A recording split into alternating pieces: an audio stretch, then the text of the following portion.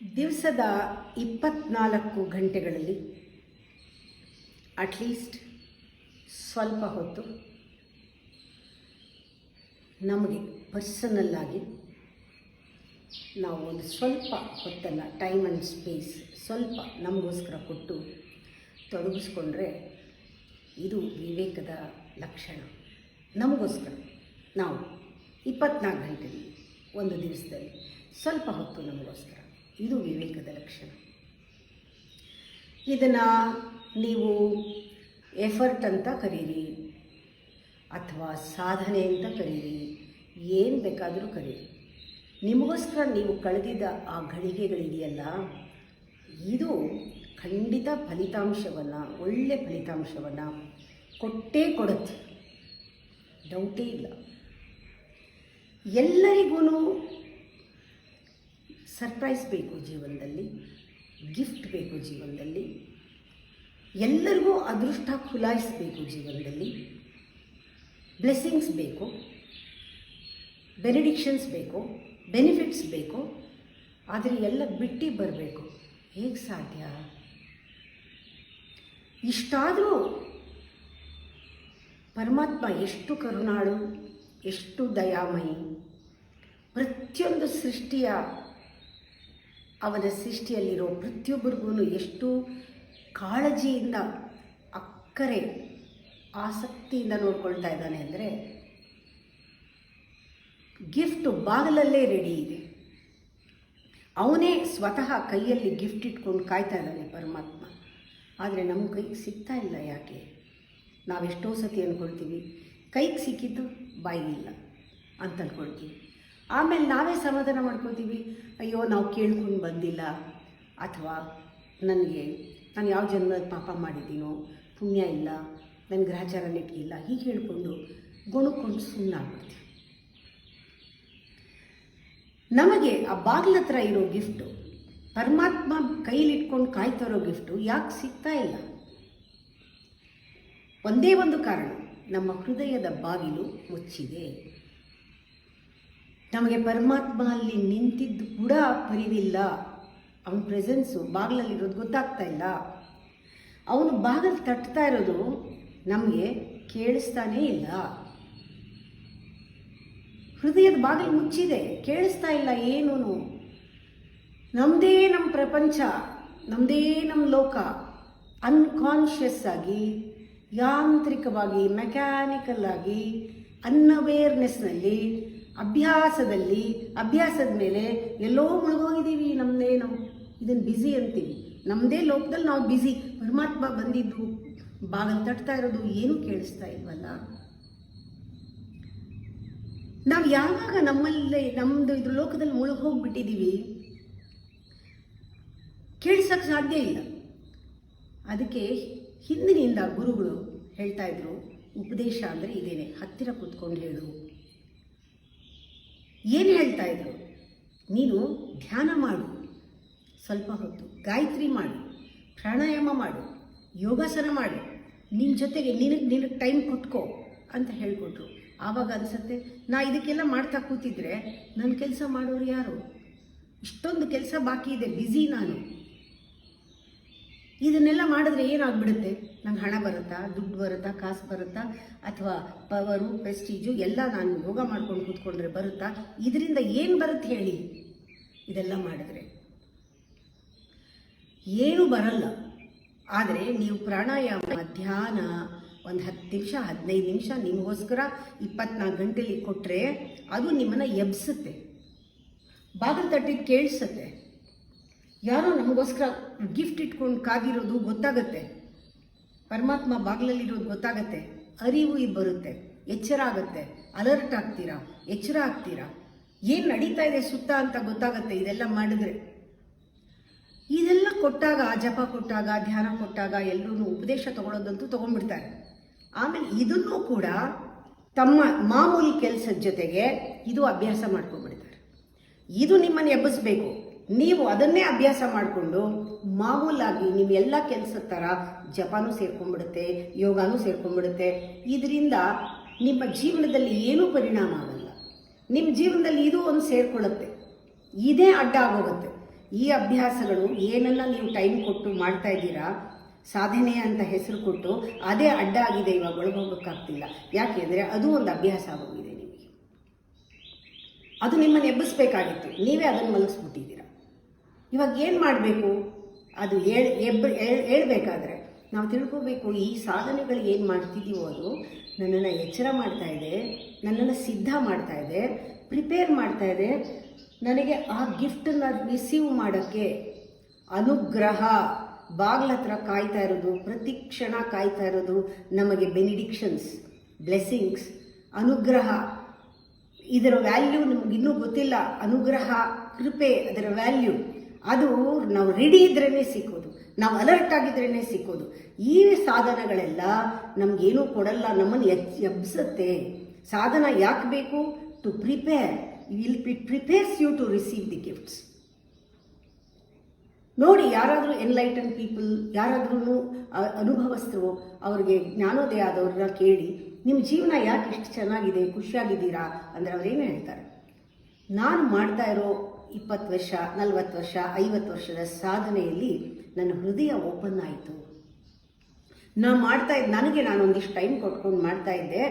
ಆ ಒಂದು ಎಫರ್ಟಿಂದ ನನ್ನ ಬ್ಯಾರಿಯರ್ಸ್ ಎಲ್ಲ, ಗೋಡೆಗಳೆಲ್ಲ ಕರಗಿತು. ನಾನು ಜೀವನದಲ್ಲಿ ಸಂದರ್ಭನ ಒಪ್ಕೊಳ್ಳೋಕೆ ಶುರು ಮಾಡಿದೆ. ನಾನು ಜವಾಬ್ದಾರಿಯಿಂದ ಅಲರ್ಟಾಗಿ ಕೆಲಸ ಮಾಡೋಕ್ಕೆ ಶುರು ಮಾಡಿದೆ. ನನ್ನ ಅಭ್ಯಾಸಗಳಿಂದ ಹೊರಗೆ ಬಂದೆ. ಇದೆಲ್ಲ ಆಯಿತು. ಆಮೇಲೆ ಅನುಗ್ರಹ ಒಂದಿನ ಇದ್ದಕ್ಕಿದ್ದಂತೆ ಸಡನ್ ಆಗಿ from beyond it happen. Unknown source ಇದೆಲ್ಲ ನನಗೆ ಬಂತು. ಏನೇನೋ ಗೋಚರವಾಯಿತು, ಅದ್ಭುತಗಳು ನನಗೆ ಸಿಕ್ತು. ಯಾಕೆ ಅಂದರೆ ನಾನು ರೆಡಿಗಿದ್ದೆ. ಆ ರೆಡಿ ಮಾಡಿದ್ದೆ ಈ ಸಾಧನೆಗಳು ಅಂತ ಹೇಳ್ತಾರೆ. ಆವಾಗ ನಿಮಗೆ ಗೊತ್ತಾಗತ್ತೆ, ಅನುಗ್ರಹ ನಾವು ಹೊರಗಡೆಯಿಂದ ಸಂಪಾದಿಸೋದಲ್ಲ. 2 ಜ್ಞಾಪಕ ಇಟ್ಕೊಳ್ಳಿ, ಒಂದು ಜ್ಞಾನ, ಒಂದು ವಿವೇಕ. Knowledge and wisdom. ಈ ನಾಲೆಡ್ಜ್ ಅನ್ನೋದು ನಾವು ಹೊರಗಡೆಯಿಂದ ಕೇಳ್ಕೊಂಡು ಎರವಲ್ ಪಡ್ಕೊಳ್ಳೋದು, ಅಂದರೆ ಬಾರೋ ಮಾಡ್ಕೊಬೋದು, ಇಸ್ಕೋಬೋದು. ನಿಮ್ಮ ಸ್ವಂತದ್ದಲ್ಲ, ಇಸ್ಕೋಬೋದು. ಬೇಗ ಸಿಗುತ್ತೆ, ಈಸಿಯಾಗಿ ಸಿಗುತ್ತೆ, ವೆರಿ ಚೀಪ್ ನಾಲೆಡ್ಜ್ ತಗೊಳ್ಬೋದು. ಆದರೆ ವಿಸ್ಡಮ್ ಅನ್ನೋದು ಯಾರೂ ಕೊಡಲ್ಲ.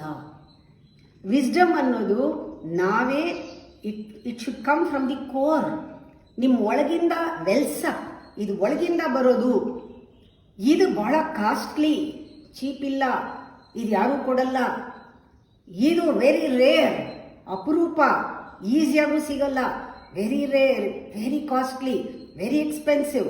ಟೈಮ್ ಕೊಡಬೇಕು, ಕೂತ್ಕೋಬೇಕು, ಧ್ಯಾನ ಮಾಡಬೇಕು, ಒಳಗಿಂದ ತೆಗೆಯೋದು. ಯಾವಾಗಲೂ ವಿಸ್ಡಮ್ ಅನ್ನೋದು ಏನು? ನಮ್ಮಿಂದ ಒಳಗಿಂದ ಬರೋದು. ನಾಲೆಡ್ಜ್ ಅನ್ನೋದು ಬಂದು ಹೋಗೋದು, ಇದು ಮರ್ತು ಹೋಗುತ್ತೆ, ಇದು ಒಂದು ಪ್ಯಾಟ್ರನ್ ಅಷ್ಟೇ, ಇದು ಹ್ಯಾಬಿಟ್, ಇದು ಮೆಂಟಲ್ ಹ್ಯಾಬಿಟ್. ಇದು ನಾಲೆಡ್ಜ್ ಅನ್ನೋದು ನೀವು ಎಷ್ಟೇ ಹೊರಗಡೆಯಿಂದ ನಾಲೆಡ್ಜ್ ಕಲೆಕ್ಟ್ ಮಾಡಿದ್ರು ವಿಸ್ಡಮ್ ಇಲ್ಲದೆ ಇಟ್ ಈಸ್ ಯೂಸ್ಲೆಸ್. ನಾವು ಒಳಗಡೆ ಹೋಗೋದು ಹೇಗೆ ಹೋಗಬೇಕು? ಬಾವಿ ತೋಟದಲ್ಲಿ ಬಾವಿ ತೋಡಿ ತೋಡಿ ತೋಡಿ ತೋಡಿ ಒಳಗಡೆ ನೀರು ಯಾವಾಗಲೂ ಬರೋದು.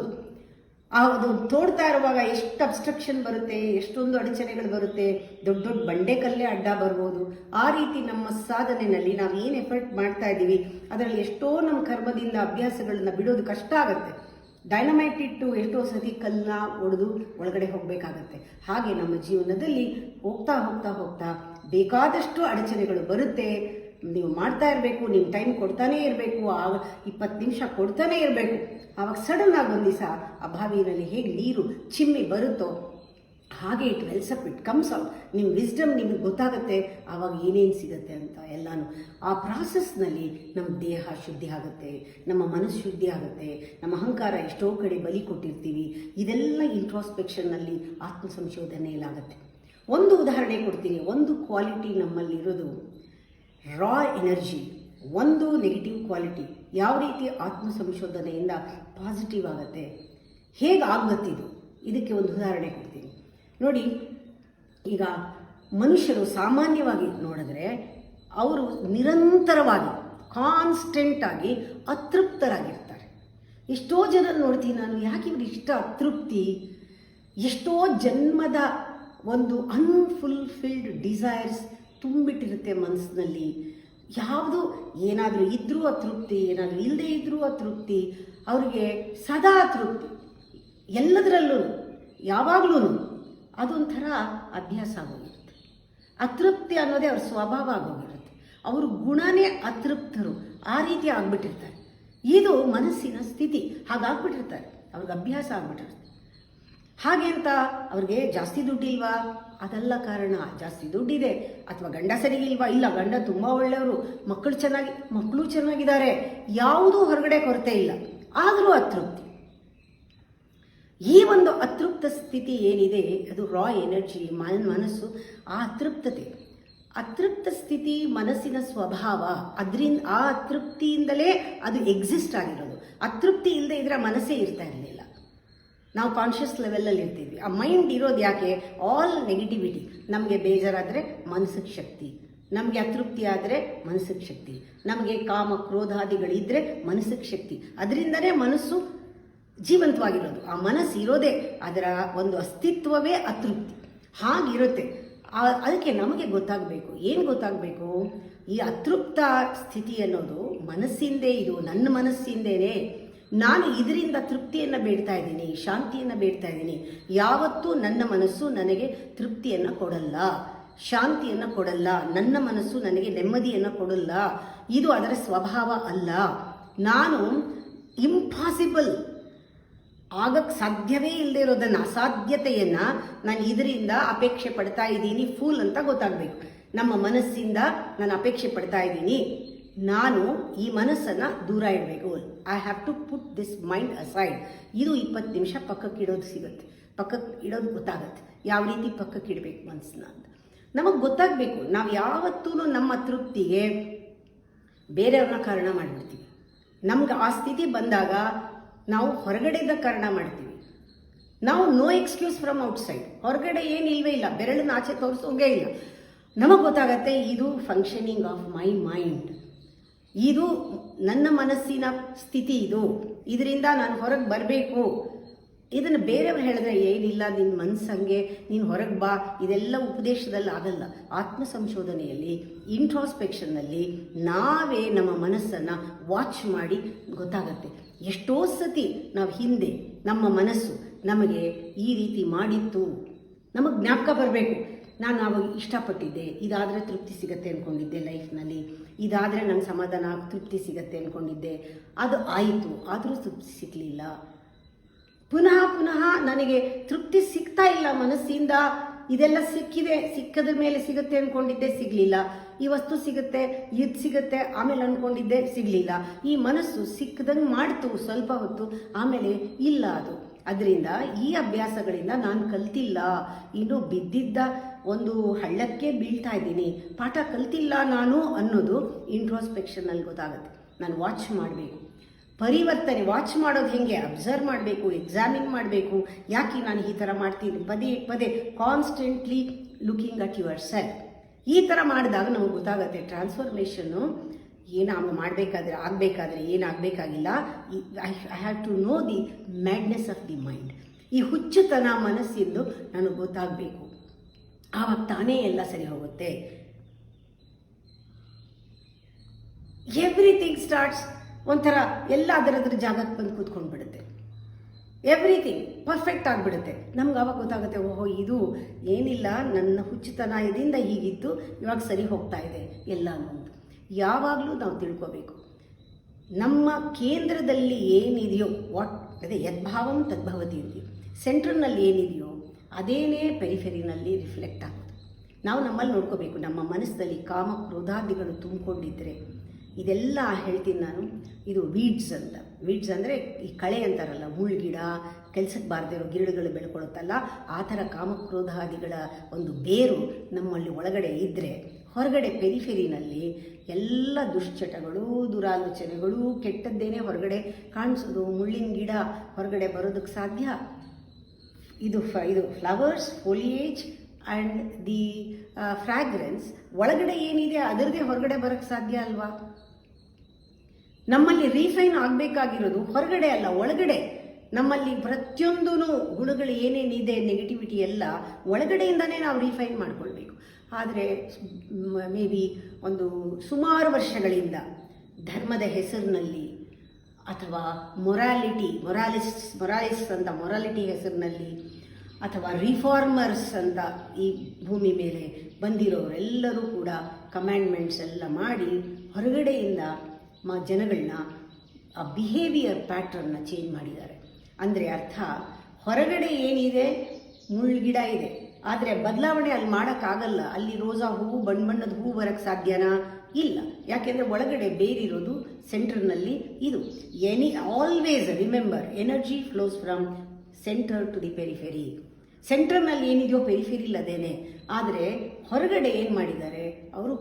ಬದಲಾವಣೆ ಮಾಡಿದ್ದಾರೆ. ಅಂದರೆ ರಿಫಾರ್ಮ್ ಮಾಡೋರು ಮಾರಲ್ಸ್ ಕೊಟ್ಬಿಟ್ಟು ಇಂಪೋಸ್ ಮಾಡಿ ಎಲ್ಲ ರೂಲ್ಸ್ ಆ್ಯಂಡ್ ರೆಗ್ಯುಲೇಷನ್ ಕೊಟ್ಟು ಡೂಸ್ ಆ್ಯಂಡ್ ಡೋಂಟ್ಸ್ ಹೇಳಿ ಇದು ಮಾಡಿ, ಇದು ಮಾಡಬೇಡಿ, ಇದು ಮಾಡಬೇಡಿ, ಇದು ಮಾಡಬೇಡಿ, ಎಲ್ಲ ಒಳ್ಳೆತನಗಳನ್ನು ಯಾವ ರೀತಿ ಇರಬೇಕು ಅಂತ ಫಾರ್ಮಲ್ ಆಗಿ ಹೇಳಿಕೊಟ್ಟು ಡಿಸಿಪ್ಲಿನ್ ಮಾಡಿ ಅವ್ರ ಕೆಟ್ಟತನನೆಲ್ಲ ಸಪ್ರೆಸ್ ಮಾಡಿದ್ದಾರೆ. ಎಲ್ಲ ನೆಗೆಟಿವಿಟಿನೂ ಸಪ್ರೆಸ್ ಆಗಿಬಿಟ್ಟು ಹೊರಗಡೆ ಒಳ್ಳೆತನನ, ಅಂದರೆ ಮುಳ್ಳಿನ ಗಿಡದಲ್ಲಿ ಆರ್ಟಿಫಿಷಿಯಲ್ ಹೂನ ಇಟ್ಟು ಡೆಕೋರೇಟ್ ಮಾಡಿದಂಗೆ ಹೊರಗಡೆ ತೋರಿಕೆಗೆ, ನೋಡೋಕ್ಕೆ, ಬೇರೆಯವರಿಗೆ ಕಾಣಿಸೋಕ್ಕೆ ಒಳ್ಳೆಯ ಥರ ಕಂಡ್ರೆ ಸಾಕು. ಹೊರಗಡೆಯಿಂದ ನೀನು ಬಿಹೇವಿಯರ್ ಚೆನ್ನಾಗಿದ್ದರೆ ಸಾಕು.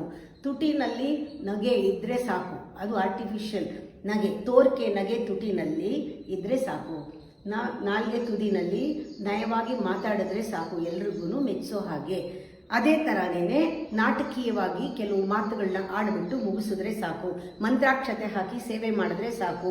ಈ ಉಪಚಾರ ಸೇವೆ ನಡೀಬೋದು, ಪರವಾಗಿಲ್ಲ. ಜನಗಳ ಹತ್ರ ನೀನು ಮೆಚ್ಚುಗೆ, ಅಂದರೆ ಹೊರಗಡೆ ಕಾಣೋಕ್ಕೆ ನೀನು ಚೆನ್ನಾಗಿರಬೇಕು. Moral without purity is really it is not useful. ನೋಡಿ, ಬೇಕಾದ್ರೆ ಮಾರಲ್ ಕ್ಯಾರೆಕ್ಟರ್ಸ್ನ ಡೂಸ್ ಆ್ಯಂಡ್ ಡೋಂಟ್ಸ್ ಕೊಟ್ಬಿಟ್ರೆ ಅವ್ರ ಕ್ಯಾರೆಕ್ಟರ್ ಬದಲಾಗೋದೇ ಇಲ್ಲ. ಆ ಸೆಂಟರ್ನಲ್ಲಿ ಏನಿದೆಯೋ ಹಾಗೆ ಉಳ್ಕೊಳ್ಳುತ್ತೆ. ಇವತ್ತವರೆಗೂ ಎಲ್ಲರೂ ಒಳಗಡೆ ಆ ಎಸೆನ್ಸ್ ಏನಿದೆ, ಆ ಕ್ಯಾರೆಕ್ಟರ್ ಏನಿದೆ, ಅವ್ರ ಸ್ವಭಾವ ಏನಿದೆ, ಅವ್ರ ಒಳಗಡೆ ಅವರು ಬದಲಾಯಿಸ್ಕೊಂಡೇ ಇಲ್ಲ. ಒಳಗಡೆ ಎಲ್ಲ ರೋಷ, ದ್ವೇಷ, ಆವೇಶ, ಕೆಟ್ಟತನ ಎಲ್ಲ ಅಭ್ಯಾಸಗಳು ಒಳಗಡೆ ಸಪ್ರೆಸ್ ಮಾಡಿ ಹೊರಗಡೆ ಪ್ರಪಂಚಕ್ಕೆ, ಸಮಾಜಕ್ಕೆ ಹೇಗೆ ಬೇಕೋ ಹಾಗೆ ಕಾಣಿಸ್ಕೊಳ್ಳೋ ಹಾಗೆ ಮೊರಾಲಿಟಿ ಆ ಥರ ಇದೆಯಲ್ಲ. ನಿಜವಾಗ್ಲೂ ಒಳಗಡೆಯಿಂದ ಕ್ಯಾರೆಕ್ಟರ್ನ ಸರಿ ಮಾಡೋದು ಆತ್ಮಸಂಶೋಧನೆ. ಆತ್ಮಸಂಶೋಧನೆಯಲ್ಲಿ ನೀನು ಏನು ಮಾಡ್ತೀಯಾ ಮುಖ್ಯ ಅಲ್ಲ, ನೀನು ಹೇಗಿದೆಯಾ ಮುಖ್ಯ. ಹೇಗೆ ಕಾಣಿಸ್ತೀಯಾ ಮುಖ್ಯ ಅಲ್ಲ, ನೀನು ಹೇಗಿದೆಯಾ ಮುಖ್ಯ. ನೀನು ತೋರೋದು ಮುಖ್ಯ ಅಲ್ಲ, ನೀನು ಕ್ವಾಲಿಟಿ ಮುಖ್ಯ. ನೀನು ಎಸೆನ್ಸ್ ಮುಖ್ಯ. ಒಳಗಡೆ ನೀನಕ್ಕೆ ಫೀಲ್ ಆಗಿರೋದು ಮುಖ್ಯ. ನೀ ಬಂಧಿಸ್ಕೊಂಡಿರೋದು ಮುಖ್ಯ, ನೀ ಬಿಡಿಸ್ಕೊಂಡಿರೋದು ಮುಖ್ಯ, ಒಳಗಡೆ ಮುಖ್ಯ. ಆತ್ಮಸಂಶೋಧನೆಯಲ್ಲಿ ನಾವು ಸೆಂಟರ್ನಲ್ಲಿ ಬದಲಾಯಿಸಕ್ಕೆ ಶುರು ಮಾಡ್ತೀವಿ. ಕಳೆ ಎಲ್ಲನೂ ಬೇರ್ ಸಮೇತ ಒಳಗಡೆಯಿಂದ ಕಿತ್ತಾಕಿ ಇಲ್ಲಿ ನಮಗೆ ಯಾವ ಹೂ ಬೇಕೋ, ಸಂಪಿಗೆ ಬೇಕಾ, ರೋಸಾ ಹೂ ಬೇಕಾ, ಯಾವ ಬಣ್ಣದ ಹೂ ಬೇಕು, ಎಂಥದ್ದು ಬೇಕು, ಅದನ್ನು ನೋಡಿಕೊಂಡು ಯಾವ ಬೀಜ ಹಾಕ್ತೀವೋ ಅದು ಫೋಲಿಯೇಜ್ ಬರುತ್ತೆ ಹೊರಗಡೆ. ಅಂದರೆ ಪರಿವರ್ತನೆ ಆಗಬೇಕಾದ್ರೆ ಒಳಗಿಂದ ಆಗಬೇಕು. ಒಳಗಿಂದ ಆದಾಗ ಹೊರಗಡೆ ತನ್ನಷ್ಟಕ್ಕೆ ತಾನೇ ಬದಲಾವಣೆ ಆಗುತ್ತೆ. ಇವಾಗ ನಾವು ಗಮನಿಸಬೇಕು, ನಮ್ಮಲ್ಲೇ ಪ್ರತಿಯೊಬ್ಬರೂ 20-20 ನಿಮಿಷ ನಮಗೋಸ್ಕರ ಟೈಮ್ ಕೊಟ್ಕೊಂಡಾಗ ಮನಸ್ಸಿನಲ್ಲಿ ಏನೇನೆಲ್ಲ ನಾವು ಸಪ್ರೆಸ್ ಮಾಡಿದ್ದೀವಿ, ಯಾವ್ಯಾವುದನ್ನು ಮುಚ್ಚಿಟ್ಟಿದ್ದೀವಿ, ಎಷ್ಟೆಷ್ಟು ಒಳ್ಳೆಯವರಾಗಿ ಕಾಣ್ತಿದ್ದೀವೋ ಅಷ್ಟು ಕೆಟ್ಟನ ಒಳಗಡೆ ಮುಚ್ಚಿಟ್ಟಿರ್ತೀವಿ. ಈ ಒಳ್ಳೆಯದು ಕೆಟ್ಟದ್ದು ಈ ದ್ವಂದ್ವ ಯಾವುದು ನಮಗೆ ಬೇಡ ಅದನ್ನೆಲ್ಲ ಮುಚ್ಚಿಟ್ಟು ಬೇಕಾದ್ದೆಲ್ಲ ತೋರಿಸ್ಕೊಂಡು ಯಾರಿಗೆ ಹೆಂಗೆ ಬೇಕೋ ಹಂಗಿರ್ತೀವಿ. ಇದು ನಿಲ್ಲಬೇಕು. ಈ ನಾಟಕ ಯಾವಾಗ ನಿಲ್ಲುತ್ತೆ ಆವಾಗ ನಮಗೆ ನಮ್ಮ ಕೆಟ್ಟತನ ಎಲ್ಲ ಹೊರಗಡೆ ಬರುತ್ತೆ. ಇದು ಮೆಡಿಟೇಷನ್ನಲ್ಲಿ ಪರ್ಜಿಂಗ್ ಅಂತಾರೆ. ಎಲ್ಲವೂ ಕೂಡ ಒಳಗಡೆ ಇರೋ ನೆಗೆಟಿವಿಟಿ ಎಲ್ಲ ನಮಗೆ ಗೊತ್ತಾಗುತ್ತೆ. ನಮಗೆ ಗೊತ್ತಾಗದೇ ಇರೋ ಹಾಗೆ ಮೆಸ್ಮರೈಸ್ ಮಾಡ್ಕೊಂಡ್ಬಿಟ್ಟಿದ್ದೀವಿ. ಏನೋ ಒಂದು ರೀತಿ ನಮಗೇನೆ ಹಿಪ್ನೋಟೈಸ್ ಮಾಡ್ಕೊಂಡ್ಬಿಟ್ಟು ನಾವು ಒಳ್ಳೆಯವರು ಅಂತ ನಾವು ನಂಬಿಟ್ಟಿದ್ದೀವಿ. ಬೇರೆಯವ್ರನ್ನ ನಂಬಿಸೋ ಪ್ರೋಸೆಸ್ನಲ್ಲಿ ಇದು ಸ್ಟಾಪ್ ಆಗಬೇಕು. ಇದು ಆದಾಗ ನಮಗೆ ಆ ಒಳಗಡೆ ಇರುವಂಥ ಕಾಮ ಕ್ರೋಧಾದಿಗಳನ್ನು ನಾವೇ ಒಂದು ಸತಿ ದಿಟ್ಟಿಸಿ ನೋಡಿದಾಗ, ಜ್ಞಾನ ದೃಷ್ಟಿಯಲ್ಲಿ ಪ್ರಜ್ಞಾಪೂರ್ವಕವಾಗಿ ನೋಡಿದಾಗ ಅವೆಲ್ಲ ನಾವು ಮನಸ್ಸಿನ ಒಂದು ಮಾಯೆಯ ಆಟ, ಎಲ್ಲ ಟ್ರಿಕ್ಸ್, ನಮ್ಮ ಮಾಯೆಯ ಮನಸ್ಸಿನ ಟ್ರಿಕ್ಕು ನಮ್ಮನ್ನು ಹೇಗದು ಆಟ ಆಡಿಸ್ತಿತ್ತು ಅಂತ ಈ ಮ್ಯಾಡ್ನೆಸ್ ನಮಗೆ ಗೊತ್ತಾಗುತ್ತೆ. ಆವಾಗ ಎಷ್ಟೋ ಬದಲಾವಣೆಗಳನ್ನು ನಾವೇ ಮಾಡ್ಕೋಬೋದು ಸೈಲೆಂಟಾಗಿ. ಒಳಗಡೆ ಗುಣ ಬದಲಾವಣೆ ಆದರೆ ಹೊರಗಡೆ ಹೀಗಿರು ಹಾಗಿರು ಅಂತ ಯಾರೂ ನಮಗೆ ಹೇಳ್ಕೊಡ್ಬೇಕಾಗಿಲ್ಲ. ಫಾರ್ಮ್ಯಾಲಿಟಿ ಹೊಟ್ಟೋಗುತ್ತೆ, ನಾವು ನ್ಯಾಚುರಲ್ ಆಗಿರ್ತೀವಿ. ಆಗ ಎಲ್ಲರಲ್ಲೂ ಕೂಡ ನಮಗೆ ನಂಬಿಕೆ ಬರುತ್ತೆ. ನಾವು ಆ ಥರ ಇದ್ದರೆ ನಾವು ಯಾರನ್ನೂ ನಂಬಲ್ಲ. ಇದನ್ನು ಗಮನಿಸಿ ನಾಳೆ ಮುಂದುವರಿಸ್ತೀವಿ.